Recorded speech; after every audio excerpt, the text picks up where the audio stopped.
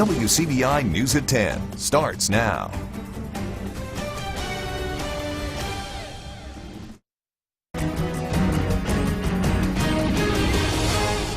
A small community in Lowndes County rattled after 3 people are found dead in an Artesia mobile home. Our Cash Matlock, he's been on the scene as investigators comb through evidence. He joins us live with the very latest.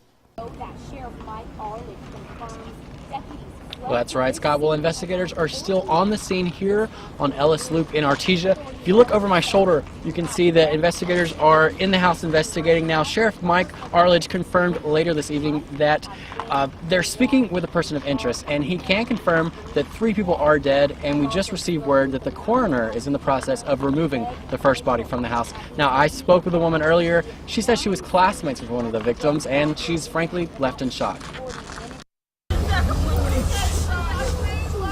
An area neighborhood in Artesia is shaken up after a reported shooting. Some were friends, neighbors, and family members. And it was very shocking to hear that one of my classmates had passed. It's very devastating right now. Dominique Roby says she knew one of the victims and can't believe something like this would happen in her community. When I first got here, I just seen a lot of police cars everywhere, and I was like, oh my God, it's got to be something, very serious, what's going on. So I just come running down the road trying to see what's going on. And like many others waiting along the roadside, she turned to the one thing she felt she could do to help. And so I'm praying for the family, praying for each and every one that's involved, One thing that isn't clear to community members, the motive. Why would someone do something like this? Why would you do it? Now, MBI is on the scene to help and assist with this investigation. Now, just to recap things, 3 people are confirmed dead, and the coroner is on scene in the process of removing the first victim from the house. Now, we're going to be staying with this, as it develops. Stay with us as far as your updates. WCBI.com for all the latest updates. I'm Cash Matlock reporting live from Ellis Loop in Artesia. I'll send it back to you, Scott, in the studio. All right, thanks, Cash. It's a tragic story out there. Well, 2 Mississippi Department of Corrections employees are arrested at the Wcbi County Community Work Center. Keyshawn Smith is charged with possession of a controlled substance on MDOC grounds. The Wcbi County Sheriff's Office says the drug found was marijuana. Also, 27-year-old Shanteria Tate is charged with possession of an alcoholic beverage on MDOC grounds. Bond for Smith and Tate has been set at $10,000 each. Underpaid, underappreciated, understaffed, and extremely important. Correctional facility workers keep inmates under control and deal with dangerous situations. Riley Livingston takes a look at what these workers face every day. In December, we hired 7 new employees at our correctional facility, and we lost 7 employees at our correctional facility. $9.09, barely over minimum wage. That's the starting pay at a local facility, and that paycheck comes with lots of sacrifices. It's very difficult. We have a very high turnover rate due to several factors. One is we're not able to pay a whole lot. It's not the best paying job in the world.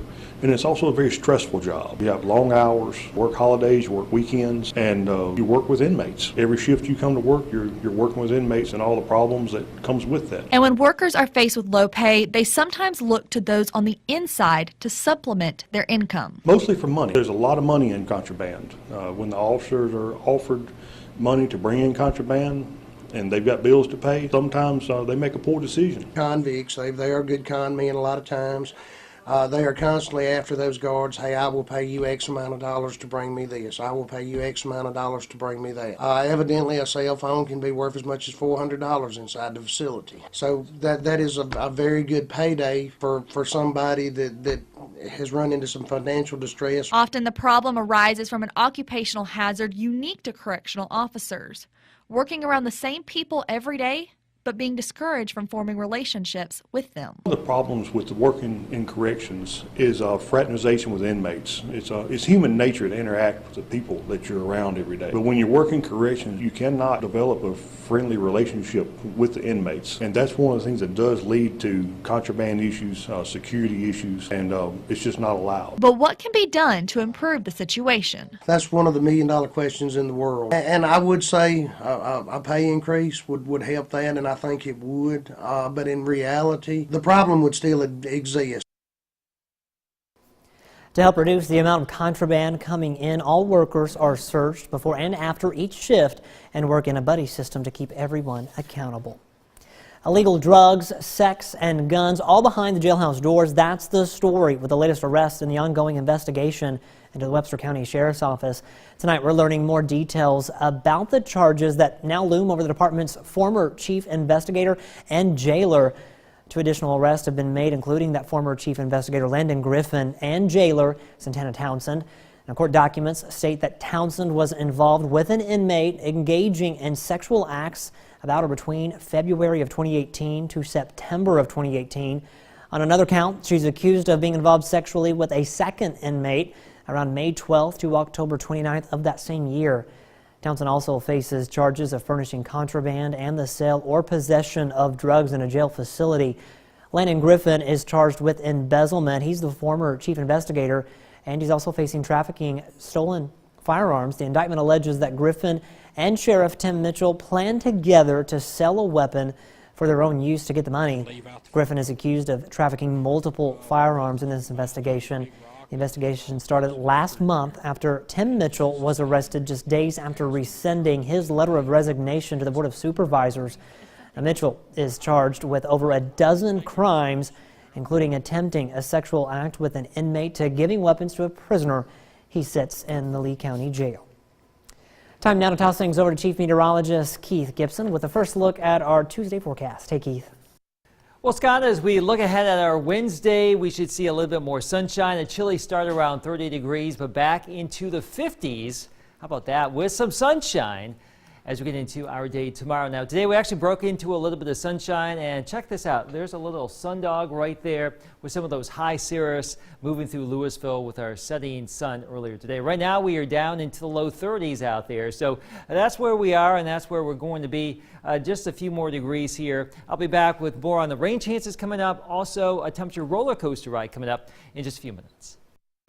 Governor Phil Bryant is offering up his final legislative requests. Tonight was his 8th and final State of the State address. Much of the governor's speech focused on education successes like the 3rd grade reading gate, improved high school graduation rates, early childhood learning collaboratives, and charter schools. The governor also called workforce development the highest priority, but his specific requests were limited. Courtney Ann Jackson has more.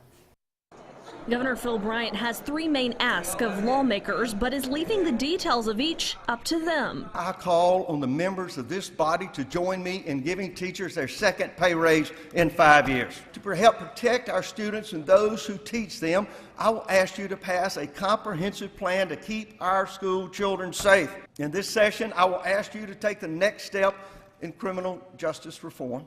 Lieutenant Governor Tate Reeves notes that the 2015 criminal justice reforms have resulted in a significant drop in the Department of Corrections budget. One of the things that everyone can support is that those that are coming out of the system, that they are able to come out of the system with an ability to go out and support themselves and support their families so that they don't turn back to whatever crime got them in the system in the first place. And so I think we need more and better reentry programs. As for the state's pocketbook, our State of the State is financially sound and better than we could ever have imagined. State revenues are reflective of an economy that is gaining and expanding. Democrats seemed mostly pleased with the speech, but some wished their districts were seeing the results of the successes. Some of the bills that I have would have no reason to say that they can't get funded, because I heard the governor say that we have the money. Sounds like we can be doing what we should have been doing all the time. Some of those jobs that he talked about, I wish they would find themselves in the Delta. We need jobs really bad there. While the governor did brag on the accomplishments since he's been in office, he says he's not done. And before 2020 sees its beginning, we will have more accomplishments and more transformative change. Courtney Ann Jackson, WCBI News. Some Democrats are also still holding out hope for Medicaid expansion, but Governor Bryant said last week that he is not in favor of it.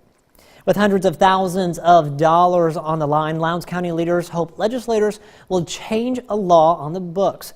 Last year, it was discovered businesses on airport grounds are not required to pay property tax. A number of industries are located at the Golden Triangle Regional Airport. The county and school district lost money because of the seldom used law. A state Supreme Court decision in 2013 upheld the law after a lawsuit in Rankin County. Today, Lowndes County supervisors sent a letter to state leaders asking for them to change the law this session to allow the county to collect taxes. Supervisors also paved the way for coming road improvements. Road manager Ronnie Burns presented the plan at this morning's meeting. Plans are to overlay 12 roads throughout the county from Caledonia to Crawford. That includes portions of Wolf Road, Pleasant Hill Road, and Hotel Street, just to name a few. Crews will also reseal Sam Hill Road. Some higher clouds streaming across our region right now. That's about it for tonight. That moisture you see to our south, that will stay to our south. So we do have a nice Wednesday on tap. Some rain chances Thursday through Saturday. An Arctic blast. How about that on Sunday? More details on that after the break. WCBI First Alert AccuWeather Forecast with Chief Meteorologist Keith Gibson.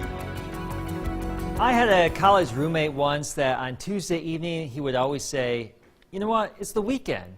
Not to mention we had Wednesday, Thursday, Friday to get through. But let's use that ideology here. Saturday, 67 degrees. Let's think about the weekend here on Tuesday night. Good chance for some rain and storms, maybe some gusty storms. Look at that temperature, 67 degrees. A pretty good chance for some soaking rain around here. Now Sunday, more sun. 30s, blustery and cold all day long. We have a strong cold front coming our way. Arctic air up here in Canada, very, very chilly. It's not going to be that cold here. It'll moderate, but it looks like highs will be in the 30s and then teens as we get into your Sunday night. All right, this is our Alpha Insurance Camera Network. Columbus, Tupelo, Vernon at Durham's Pharmacy in downtown Louisville, Mississippi. Finally, a little bit of sunshine out there today. Not too shabby here, but it was still chilly. Right now we are looking at some higher clouds streaming in from the southwest. Moisture stays to our southwest tonight, but the system's coming our way for Thursday and Saturday right here. This is Thursday's system in the desert southwest, and just off your screen there, that is for the weekend for Saturday. So a couple of systems coming our way. We'll be watching that. Tonight, variably cloudy, 30 degrees. Some of you may already dip into the upper 20s. So a chilly night for our Wednesday, around 30 at the morning commute time. By noon, around 50. And in the afternoon, about 3 o'clock, 54 degrees, give or take. So a pretty decent day for us here relative to where we have been. More sunshine, 50s, winds from the south at about 2 to 6. So pretty decent travel all the way across the region here for our Wednesday. Let's talk about the future. We do have clouds that will be building back in tomorrow evening, tomorrow night, thickening as we get into our Thursday. We don't paint a lot of green here for Thursday, but there will be some showers scattered around the region, and that will be our first system. The next one comes into play right here. That gets organized on Friday. That will swing on in here Saturday, so rain chances go on up. Again, there could be some gusty storms, some heavier downpours. The snow is really going to be to our north, but we're going to see the Arctic air blast on in here Sunday morning, and with high pressure in control for Sunday night into our Monday, we stay chilly. All right, here's your AccuWeather 7-day forecast. Look at this temperature roller coaster ride. 50s, some 60s. Some 30s, some teens in there. So we have just about everything for the next 7 days. The curtain closes on a Broadway legend. We take a look back on a thoroughly modern stage career when we come back. You're watching WCBI News at 10 with Scott Martin.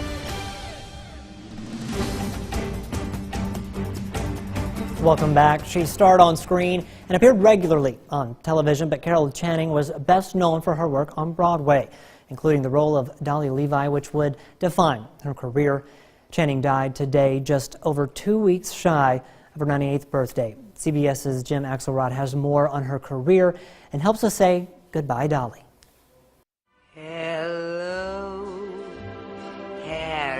When you perform a role more than 5,000 times, people may forget you ever did anything else. Diamonds are a girl's best friend. And though Carol Channing had other songs, I'm a jazz baby, and other roles, like the Oscar-nominated one in Thoroughly Modern Millie, and was even the first celebrity headliner for the Super Bowl halftime show, it was Hello, Dolly that made her Carol Channing. First playing the matchmaker Dolly Levi in 1964, Channing never missed a performance, even while dealing with ovarian cancer. I kept doing the shows for selfish reasons. You don't know why you're out there. You feel nothing. You feel no pain. Born in 1921 in Seattle, the daughter of a newspaper editor, Channing knew by 7 she wanted to star on stage. And while she'd know some disappointment, like when Barbra Streisand played Dolly in the movies. I was coming from London to New York on the plane when they showed Hello, Dolly. So I got kind of airsick. Channing lived her childhood dream. 55 years ago tomorrow, she made her Broadway debut as Dolly. More than half a century later, she still has plenty of fans mourning that this Dolly has sadly and finally gone away at 97. Jim Axelrod, CBS News, New York. Well, the must-win game for Mississippi State inside the hump. The Dogs avoid getting chomped. The highlights are coming up next in sports. WCBI Sports with Tom Ebel. Must-win territory for Mississippi State. The Bulldogs hoping to use home court advantage to avoid an 0-3 start to SEC play. Dogs versus the Gators. Ladies and gentlemen, welcome to the Lamar Peters Show. Bulldogs down 3 here in the first half. Not anymore. Peters, beautiful up fake, finishes with the triple. He's just getting started. In transition, Nick Weatherspoon to Peters. Heat check in the face of the defender. My goodness. Keep it rolling. The man's hot. Chef Lamar cooking the house special. Step back triple is money. Let's just make it an 11-0 Lamar Peters run. Look at the split of the defender. Gets to the cup for 2. Finishes with the left. Mississippi State leading, but Florida makes a run to end the half.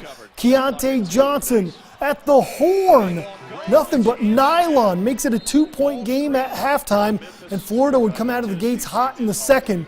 On an 8-0 run to start, this one puts Florida up by 5. That's Kavarius Hayes with the dunk. Back and forth we go, but late in the ball game, Peters going to work. Look at the dime to Quindary Weatherspoon. Ties the ball game with under 1:30 to go, and under a minute left. Dogs ball. Quindary going to work. Off the ball screen.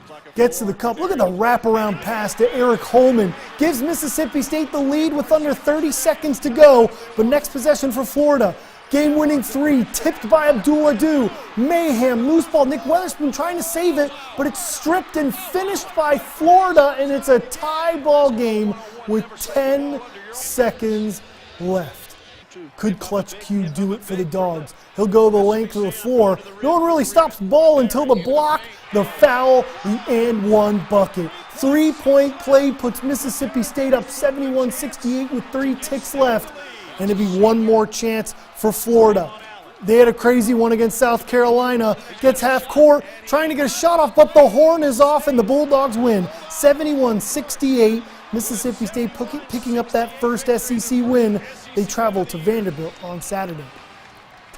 Number 18, Ole Miss taking on LSU. Rebels trying to stay hot on a 10-game burner. Looking good early. Loose ball, Breon Tyree. Yam time. Look at the jam from the point guard, my goodness, showing off the hops. Rebs up 6. Ole Miss down 9 in the second half, trying to get on the comeback trail. Terrence Davis with the triple. He'd be all of Ole Miss's offense in the second half, but Tremont Water, cold as ice from the parking lot. LSU snaps Ole Miss's 10-game win streak, 81-69. Rebs fall to 3-1 in SEC play.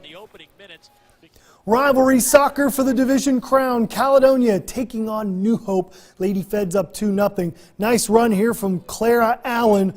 Caledonia on the attack. Cross from Allen into the box for Lizzie Trulock, who finishes and makes it 3-0 Caledonia. Now wait a minute. You got to get the handshake in. Thank you very much. I appreciate the assist and the goal. Later on in the second half, nice tackle here from Shelby Box. It's going to be a nice ball to Trulock. She's off to the races. One person to beat, beats her. She would finish with a beauty. That's a nice touch for the goal. 4-0. Caledonia clinches the division, blanking New Hope to get the win. Same thing on the boys' side. The Feds looking to clinch the division title. They'd have to get through their rival Trojans. New Hope came to ball on the attack. Ellis Clark, skirt, makes a man trip all over his own shoes. But then it'd be mayhem in the box, trying to get it. It looks like Alston Rickert with the finish. That makes it 1-0 New Hope. And the Trojans will look to add that in the first half. It'd be a corner kick for the Trojans. They're fired up on the sideline. Clark with a beaut. But it'd be tipped by 2 Caledonia defenders, and the own goal makes it 2-0 New Hope. Caledonia would rally late, but the Trojans edge them out for the win, 3-2. The Louisville Wildcats have chosen its newest head coach to lead the defending 4A state champions. The Louisville Municipal School District approving Noxubee County head coach Tyrone Shorter to the same position. Shorter won 4 state championships in 9 seasons as head coach of the Tigers, winning more than 100 games and only losing 2 division games. Shorter will replace longtime head coach MC Miller, who retired at the end of this year. That's it for sports. Last look at your weather is next. A little bit bright tomorrow. We're back into the 50s. Some showers possible Thursday, but now the washouts out there, but some rain possible as well. 58, 62 on Friday, 67 Saturday, some rain and storms. Blustery and cold on Sunday, 30s, teens Sunday night, and some chilly weather early next week too. That's a big dip from Sunday to Monday. A little bit. Woo. We can handle it though. Bundle up. All right, thanks, Keith. Thanks for watching, everyone. Have a good night. We'll see you tomorrow.